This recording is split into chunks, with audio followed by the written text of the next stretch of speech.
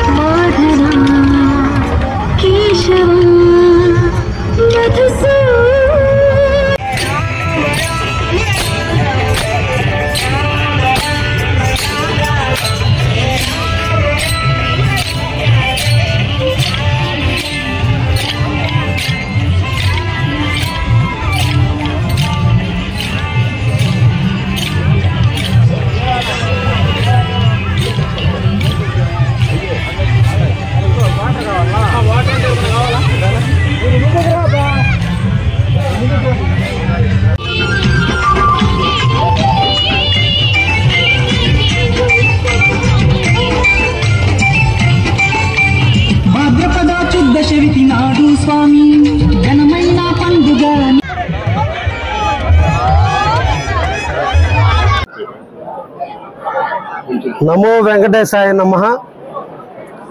మన కావలి నియోజకవర్గంలోని బిల్లకూట క్షేత్రంలో కొండబెట్టగుంటలో వెలిసి ఉన్నటువంటి ప్రసన్న వెంకటేశ్వర స్వామి యొక్క బ్రహ్మోత్సవాలను సనాతన ధర్మం ప్రకారం ఆగమ శాస్త్రరీత్యా ప్రతి సంవత్సరం కూడా ఈ మాసంలో జరుపుకోవడం ఆనవాయితీగా వస్తుంది. అదే సాంప్రదాయానికి అనుకూలంగా ఈ రోజు నుంచి గిరి ప్రదర్శనతో స్టార్ట్ అయ్యి 15వ తేదీ సాయంత్రం ఏకాంత సేవతో ఈ బ్రహ్మోత్సవాలని ముగించడం జరుగుతుంది. ఈ సందర్భంగా నెల్లూరు జిల్లా ప్రజానీకానికి భక్తకోటి వెంకటేశ్వర స్వామి భక్తులందరికీ కూడా పేరు పేరుగా ఆహ్వానిస్తున్నాం. తప్పకుండా ప్రసన్న వెంకటేశ్వర దర్శనానికి రండి. ఆయన ఆశీస్సులు మన కుటుంబానికి ఎల్లవేళ ఉండేటట్టు ఆయన కృపకు పాత్రులు కండి అని చెప్పి ఈ సందర్భంగా నెల్లూరు జిల్లా ప్రజానీకాన్ని అందరినీ కూడా కోరుకుంటున్నా. ప్రజలు అడిగిన వెంటనే కోరికలు తీర్చేటువంటి ప్రసన్న వెంకటేశ్వర స్వామి ఈ కావలిలో కొలువై ఉన్నాడు.